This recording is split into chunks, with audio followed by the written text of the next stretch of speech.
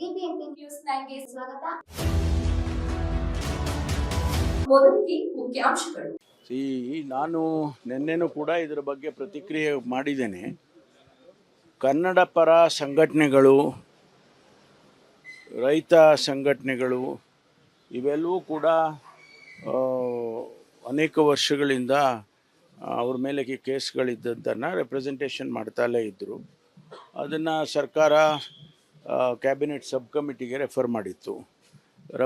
ಸಬ್ ಕಮಿಟಿಯಲ್ಲಿ ಪ್ರತಿಯೊಂದು ಕೇಸನ್ನು ಕೂಡ ಇಂಡಿವಿಜುವಲ್ ಆಗಿ ಚರ್ಚೆ ಮಾಡಿ ಇದು ವಾಪಸ್ ತಗೊಳ್ಬೋದು, ಕಾನೂನಾತ್ಮಕವಾಗಿ ಇದಕ್ಕೆ ವಾಪಸ್ ತಗೊಳ್ಳೋಕೆ ಅವಕಾಶ ಇದೆ ಅಂತೇಳಿ ಅದನ್ನು ಕ್ಯಾಬಿನೆಟ್ ಸಬ್ ಕಮಿಟಿ ತೀರ್ಮಾನ ಮಾಡಿತ್ತು. ಸುಮಾರು 52 ಕೇಸ್ಗಳು ವಿವಿಧ ಸಂಘಟನೆಗಳು ಇಡೀ ರಾಜ್ಯದಲ್ಲಿ ಅದನ್ನು ಕ್ಯಾಬಿನೆಟ್ ಮುಂದೆ ನಿನ್ನೆ ಇಟ್ಟಿತ್ತು. ಅದು ನಿನ್ನೆ ಕ್ಯಾಬಿನೆಟ್ ತೀರ್ಮಾನ ಮಾಡಿದೆ, ಅವುಗಳನ್ನೆಲ್ಲ ವಾಪಸ್ ತಗೊಳ್ಬೋದು ಅಂತ. ದರ್ಗಾದ ಪ್ರಕರಣ ಇದೆ, ಅದು ಯಾವ ಆಧಾರಿತವಾಗಿ ಯಾವ ಮಾನದಂಡಗಳ ಮೇಲೆ? ಅಲ್ಲ, ಡೀಟೇಲ್ಸ್ ನಾನೇನು ಹೇಳೋದಕ್ಕೆ ಹೋಗೋದಿಲ್ಲ. ಅದು ಕ್ಯಾಬಿನೆಟ್ ನಿರ್ಧಾರ ಆಗಿದೆ, ಅದನ್ನು ವಾಪಸ್ ತಗೊಳ್ಳೋದಕ್ಕೆ ಮಾಡಿದ್ದಾರೆ. ಆ ಪ್ರಕರಣದಲ್ಲಿ ಪೊಲೀಸರ ಮೇಲೇನೂ ಕೂಡ ಅಲ್ಲಾಗಿತ್ತು, ಅಲ್ಲ, ಅದೆಲ್ಲ ಪರಿಗಣಿಸಿ ಅದೆಲ್ಲ ಚರ್ಚೆ ಮಾಡೇ ಅವರು ತೀರ್ಮಾನ ಮಾಡಿರೋದು.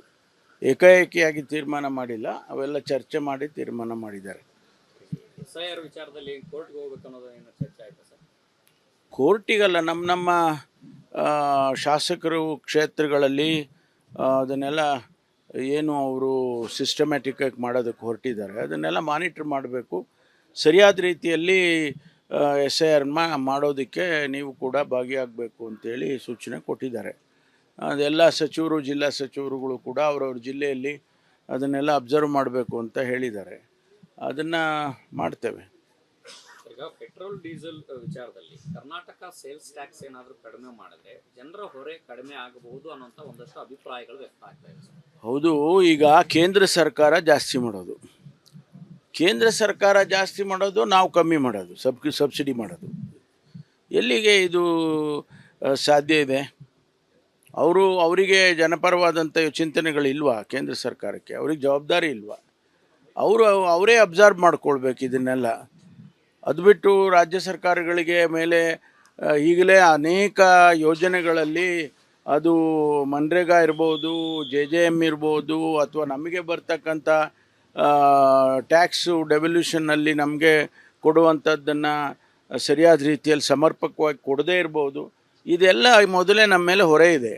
ಅದ್ರ ಜೊತೆಗೆ ಮತ್ತೆ ನೀವು ಪೆಟ್ರೋಲ್ ಡೀಸೆಲ್ ಇದನ್ನು ನೀವು ಮಾಡಿ ಅಂತ ಹೇಳೋಕ್ಕಾಗುತ್ತೆ ಅವ್ರಿಗೆ?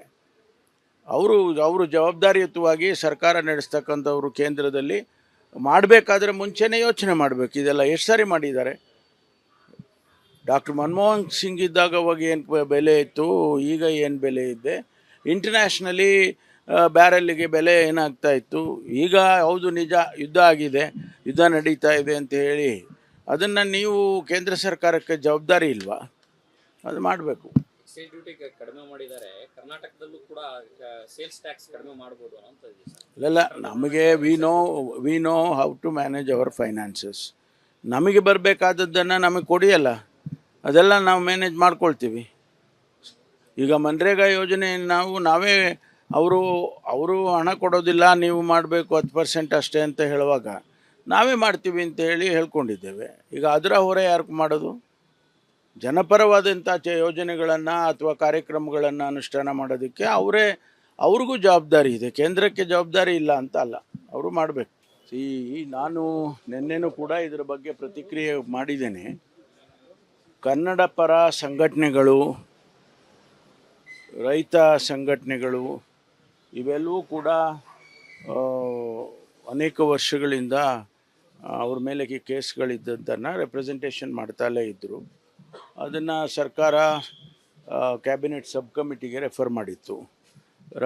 ಸಬ್ ಕಮಿಟಿಯಲ್ಲಿ ಪ್ರತಿಯೊಂದು ಕೇಸನ್ನು ಕೂಡ ಇಂಡಿವಿಜುವಲ್ ಆಗಿ ಚರ್ಚೆ ಮಾಡಿ ಇದು ವಾಪಸ್ ತಗೊಳ್ಬೋದು, ಕಾನೂನಾತ್ಮಕವಾಗಿ ಇದಕ್ಕೆ ವಾಪಸ್ ತಗೊಳ್ಳೋಕೆ ಅವಕಾಶ ಇದೆ ಅಂತೇಳಿ ಅದನ್ನು ಕ್ಯಾಬಿನೆಟ್ ಸಬ್ ಕಮಿಟಿ ತೀರ್ಮಾನ ಮಾಡಿತ್ತು. ಸುಮಾರು 52 ಕೇಸ್ಗಳು ವಿವಿಧ ಸಂಘಟನೆಗಳು ಇಡೀ ರಾಜ್ಯದಲ್ಲಿ ಅದನ್ನು ಕ್ಯಾಬಿನೆಟ್ ಮುಂದೆ ನಿನ್ನೆ ಇಟ್ಟಿತ್ತು. ಅದು ನಿನ್ನೆ ಕ್ಯಾಬಿನೆಟ್ ತೀರ್ಮಾನ ಮಾಡಿದೆ, ಅವುಗಳನ್ನೆಲ್ಲ ವಾಪಸ್ ತಗೊಳ್ಬೋದು ಅಂತ. ಅಬ್ಲೆ ಮಶಾಕ ದರ್ಗಾದ ಪ್ರಕರಣ ಇದೆ ಸರ್, ಅದು ಯಾವ ಆಧಾರಿತವಾಗಿ ಯಾವ ಮಾನದಂಡಗಳ ಮೇಲೆ? ಅಲ್ಲ, ಡೀಟೇಲ್ಸ್ ನಾನೇನು ಹೇಳೋದಕ್ಕೆ ಹೋಗೋದಿಲ್ಲ. ಅದು ಕ್ಯಾಬಿನೆಟ್ ನಿರ್ಧಾರ ಆಗಿದೆ, ಅದನ್ನು ವಾಪಸ್ ತಗೊಳ್ಳೋದಕ್ಕೆ ಮಾಡಿದ್ದಾರೆ. ಯಾಕಂದ್ರೆ ಸರ್ ಆ ಪ್ರಕರಣದಲ್ಲಿ ಪೊಲೀಸರ ಮೇಲೇನೂ ಕೂಡ ಅಲ್ಲಾಗಿತ್ತು, ಅಧಿಕಾರಿಗಳು ಅಲ್ಲೆಲ್ಲ ಅದೆಲ್ಲ ಪರಿಗಣಿಸಿ ಅದೆಲ್ಲ ಚರ್ಚೆ ಮಾಡೇ ಅವರು ತೀರ್ಮಾನ ಮಾಡಿರೋದು. ಏಕಾಏಕಿಯಾಗಿ ತೀರ್ಮಾನ ಮಾಡಿಲ್ಲ, ಅವೆಲ್ಲ ಚರ್ಚೆ ಮಾಡಿ ತೀರ್ಮಾನ ಮಾಡಿದ್ದಾರೆ. SIR ವಿಚಾರದಲ್ಲಿ ಕೋರ್ಟ್ಗೆ ಹೋಗ್ಬೇಕು ಅನ್ನೋದು ಏನು ಚರ್ಚೆ ಆಯ್ತಾ ಸರ್? ಕೋರ್ಟಿಗಲ್ಲ, ನಮ್ಮ ಶಾಸಕರು ಕ್ಷೇತ್ರಗಳಲ್ಲಿ ಅದನ್ನೆಲ್ಲ ಏನು ಅವರು ಸಿಸ್ಟಮ್ಯಾಟಿಕ್ಕಾಗಿ ಮಾಡೋದಕ್ಕೆ ಹೊರಟಿದ್ದಾರೆ, ಅದನ್ನೆಲ್ಲ ಮಾನಿಟ್ರ್ ಮಾಡಬೇಕು. ಸರಿಯಾದ ರೀತಿಯಲ್ಲಿ SIR ಮಾಡೋದಕ್ಕೆ ನೀವು ಕೂಡ ಭಾಗಿಯಾಗಬೇಕು ಅಂತೇಳಿ ಸೂಚನೆ ಕೊಟ್ಟಿದ್ದಾರೆ. ಅದೆಲ್ಲ ಸಚಿವರು, ಜಿಲ್ಲಾ ಸಚಿವರುಗಳು ಕೂಡ ಅವರವ್ರ ಜಿಲ್ಲೆಯಲ್ಲಿ ಅದನ್ನೆಲ್ಲ ಅಬ್ಸರ್ವ್ ಮಾಡಬೇಕು ಅಂತ ಹೇಳಿದ್ದಾರೆ. ಅದನ್ನು ಮಾಡ್ತೇವೆ. ಈಗ ಪೆಟ್ರೋಲ್ ಡೀಸೆಲ್ ವಿಚಾರದಲ್ಲಿ ಕರ್ನಾಟಕ ಸೇಲ್ಸ್ ಟ್ಯಾಕ್ಸ್ ಏನಾದರೂ ಕಡಿಮೆ ಮಾಡಿದ್ರೆ ಜನರ ಹೊರೆ ಕಡಿಮೆ ಆಗಬಹುದು ಅನ್ನೋಂಥ ಒಂದಷ್ಟು ಅಭಿಪ್ರಾಯಗಳು ವ್ಯಕ್ತ ಆಗ್ತಾ ಇದೆ ಸರ್. ಹೌದು, ಈಗ ಕೇಂದ್ರ ಸರ್ಕಾರ ಜಾಸ್ತಿ ಮಾಡೋದು, ಕೇಂದ್ರ ಸರ್ಕಾರ ಜಾಸ್ತಿ ಮಾಡೋದು, ನಾವು ಕಮ್ಮಿ ಮಾಡೋದು, ಸಬ್ಸಿಡಿ ಮಾಡೋದು. ಎಲ್ಲಿಗೆ ಇದು ಸಾಧ್ಯ ಇದೆ? ಅವರಿಗೆ ಜನಪರವಾದಂಥ ಚಿಂತನೆಗಳಿಲ್ವಾ? ಕೇಂದ್ರ ಸರ್ಕಾರಕ್ಕೆ ಅವ್ರಿಗೆ ಜವಾಬ್ದಾರಿ ಇಲ್ವಾ? ಅವರೇ ಅಬ್ಸರ್ವ್ ಮಾಡ್ಕೊಳ್ಬೇಕು ಇದನ್ನೆಲ್ಲ. ಅದು ಬಿಟ್ಟು ರಾಜ್ಯ ಸರ್ಕಾರಗಳಿಗೆ ಮೇಲೆ ಈಗಲೇ ಅನೇಕ ಯೋಜನೆಗಳಲ್ಲಿ, ಅದು ಮನ್ರೇಗಾ ಇರ್ಬೋದು, JJM ಇರ್ಬೋದು, ಅಥವಾ ನಮಗೆ ಬರ್ತಕ್ಕಂಥ ಟ್ಯಾಕ್ಸು ಡೆವಲ್ಯೂಷನ್ನಲ್ಲಿ ನಮಗೆ ಕೊಡುವಂಥದ್ದನ್ನು ಸರಿಯಾದ ರೀತಿಯಲ್ಲಿ ಸಮರ್ಪಕವಾಗಿ ಕೊಡದೇ ಇರ್ಬೋದು. ಇದೆಲ್ಲ ಮೊದಲೇ ನಮ್ಮ ಮೇಲೆ ಹೊರೆ ಇದೆ. ಅದ್ರ ಜೊತೆಗೆ ಮತ್ತೆ ನೀವು ಪೆಟ್ರೋಲ್ ಡೀಸೆಲ್ ಇದನ್ನು ನೀವು ಮಾಡಿ ಅಂತ ಹೇಳೋಕ್ಕಾಗತ್ತೆ ಅವ್ರಿಗೆ? ಅವರು ಜವಾಬ್ದಾರಿಯುತವಾಗಿ ಸರ್ಕಾರ ನಡೆಸ್ತಕ್ಕಂಥವ್ರು ಕೇಂದ್ರದಲ್ಲಿ ಮಾಡಬೇಕಾದ್ರೆ ಮುಂಚೆನೇ ಯೋಚನೆ ಮಾಡಬೇಕು. ಇದೆಲ್ಲ ಎಷ್ಟು ಸಾರಿ ಮಾಡಿದ್ದಾರೆ. ಡಾಕ್ಟರ್ ಮನಮೋಹನ್ ಸಿಂಗ್ ಇದ್ದಾಗ ಅವಾಗ ಏನು ಬೆಲೆ ಇತ್ತು, ಈಗ ಏನು ಬೆಲೆ ಇದೆ, ಇಂಟರ್ನ್ಯಾಷನಲಿ ಬ್ಯಾರೆಲ್ಲಿಗೆ ಬೆಲೆ ಏನಾಗ್ತಾ ಇತ್ತು. ಈಗ ಹೌದು ನಿಜ, ಯುದ್ಧ ಆಗಿದೆ, ಯುದ್ಧ ನಡೀತಾ ಇದೆ ಅಂತ ಹೇಳಿ ಅದನ್ನು ನೀವು ಕೇಂದ್ರ ಸರ್ಕಾರಕ್ಕೆ ಜವಾಬ್ದಾರಿ ಇಲ್ವಾ? ಅದು ಮಾಡಬೇಕು. ಎಕ್ಸೈಸ್ ಡ್ಯೂಟಿ ಕಡಿಮೆ ಮಾಡಿದ್ದಾರೆ, ಕರ್ನಾಟಕದಲ್ಲೂ ಕೂಡ ಸೇಲ್ಸ್ ಟ್ಯಾಕ್ಸ್ ಕಡಿಮೆ ಮಾಡ್ಬೋದು ಅಂತ ಇದೆ ಸರ್. ಇಲ್ಲ, ನಮಗೆ we know how to manage our finances. ನಮಗೆ ಬರಬೇಕಾದದ್ದನ್ನು ನಮಗೆ ಕೊಡಿಯಲ್ಲ, ಅದೆಲ್ಲ ನಾವು ಮ್ಯಾನೇಜ್ ಮಾಡ್ಕೊಳ್ತೀವಿ. ಈಗ ಮನ್ರೇಗಾ ಯೋಜನೆ ನಾವೇ ಅವರು ಹಣ ಕೊಡೋದಿಲ್ಲ, ನೀವು ಮಾಡಬೇಕು 10% ಅಷ್ಟೇ ಅಂತ ಹೇಳುವಾಗ ನಾವೇ ಮಾಡ್ತೀವಿ ಅಂತ ಹೇಳಿ ಹೇಳ್ಕೊಂಡಿದ್ದೇವೆ. ಈಗ ಅದರ ಹೊರೆ ಯಾರು ಮಾಡೋದು? ಜನಪರವಾದಂಥ ಯೋಜನೆಗಳನ್ನು ಅಥವಾ ಕಾರ್ಯಕ್ರಮಗಳನ್ನು ಅನುಷ್ಠಾನ ಮಾಡೋದಕ್ಕೆ ಅವ್ರಿಗೂ ಜವಾಬ್ದಾರಿ ಇದೆ. ಕೇಂದ್ರಕ್ಕೆ ಜವಾಬ್ದಾರಿ ಇಲ್ಲ ಅಂತ ಅಲ್ಲ, ಅವರು ಮಾಡಬೇಕು.